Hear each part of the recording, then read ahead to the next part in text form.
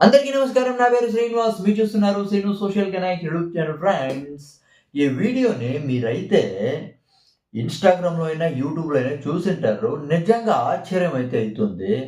నిజంగా నాకైతే చాలా బాధేసింది. అంటే ఏం జరిగిందంటే, తమిళనాడులోని అరణిలో ఒక ఒక మా సైడ్ ఏమంటారంటే, ఈ వెహికల్‌ని క్యాంటర్ అని అయితే అంటారు. మామూలు డీసీఎం వెహికల్ అంటారంట దీన్ని. అది మామూలు డౌన్‌లో అయితే నిలబెట్టారు. దానికి అపోజిట్‌లో అడ్డంగా ఒక డీసీఎం వెహికల్, ఒక పెద్ద వెహికల్ అయితే ఉంది. ఓకేనా? దాని మధ్య ఒక మనిషి అయితే ఉంటాడు. ఆ మనిషి పని మనిషి అయితే చేస్తుంటాడు. ఇక్కడ ఈ సైడ్ నుంచి ఆ డీసీఎం వెహికల్, పెద్ద వెహికల్, అది తప్పొయ్యి అది ఏం జరిగిందేమో తెలీదు. సరిగ్గా నిలబెట్టలేదేమో దాన్ని.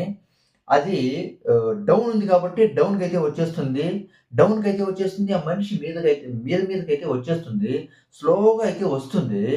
దాన్ని గమనించిన ఆ మనిషి ఏం చేసినాడంటే, దాన్ని ఆపే ప్రయత్నం అయితే చేసినాడు. దాన్ని అడ్డుకునే ప్రయత్నం అయితే చేసినాడు.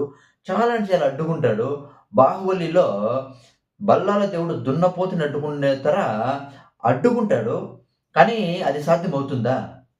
అది చాలా అంటే చాలా పెద్ద వెహికల్, అంతా బరువుని అడ్డుకుంటాడా? అడ్డుకోవడానికి కుదురుతుందా ఒక్క మనిషి వల్ల? కుదరదు. అప్పుడు ఆ మనిషి చాలా అంటే చాలా కూతలేస్తాడు. చాలా అంటే చాలా కూస్తాడు. జోరుగా అరుస్తాడు. ఆ అరుపులు విని ఇద్దరైతే వస్తారు. ఇద్దరైతే వస్తారు. ఆ టైంకి అది చాలా అంటే చాలా దూరమైతే వచ్చేసుంటుంది. ఈ అడ్డంగా నిలిపిన ఈ వెహికల్‌కి చాలా అంటే చాలా తక్కువ డిస్టెన్స్ అయితే ఉంటుంది.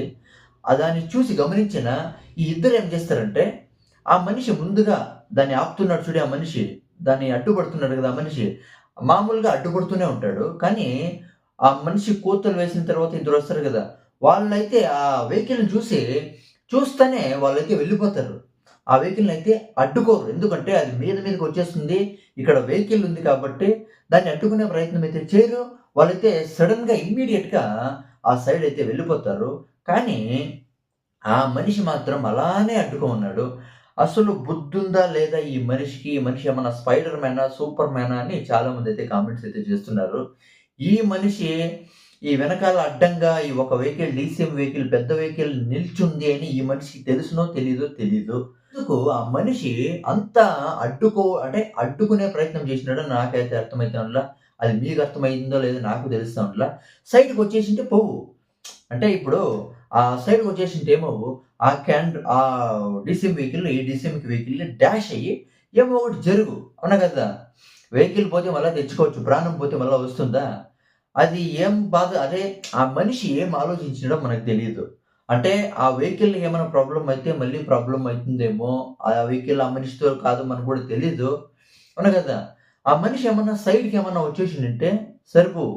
ఓకేనా! అక్కడ దానికి ఈ వెహికల్ డాష్ ఇచ్చి కొంచెం యాక్సిడెంట్ అయితే జరుగు, మళ్ళీ ఏమన్నా సరి చేసుకుందురు. అవునా కదా! కానీ ఆ మనిషి పక్కకి రాకుండా, సైడ్‌కి పోకుండా వాళ్ళిద్దరూ వెళ్ళిపోయినా గూడా ఆ మనిషి అడ్డుకునే ప్రయత్నమే చేసినాడు. ఫైనల్‌గా ఆ 2 వెహికల్స్ మధ్య నలిగిపోయినాడు. చాలా అంటే చాలా విచిత్రమైతే అనిపిస్తుంది. ఎందుకు ఈ మనిషి ఇలాంటి పని చేశాడు అనైతే అనిపిస్తుంది. ఇది తమిళనాడులోని అరణిలో అయితే జరిగిండిది. అంటే ఇలాంటి సిట్యుయేషన్‌లో అడ్డుకునే ప్రయత్నం అయితే చేయాలా. కానీ అది మన ప్రాణం వచ్చేస్తుంది అనే టైంలో మనం దాన్ని డిస్టర్బ్ అయితే చేయకూడదు. మనం వదిలేయాలి. అవునా కదా! దీని నుంచి మనం నేర్చుకునేది ఇదే. అవునా కదా! దీని గురించి మీరేమనుకుంటారు? కామెంట్ అయితే చేయండి. బై.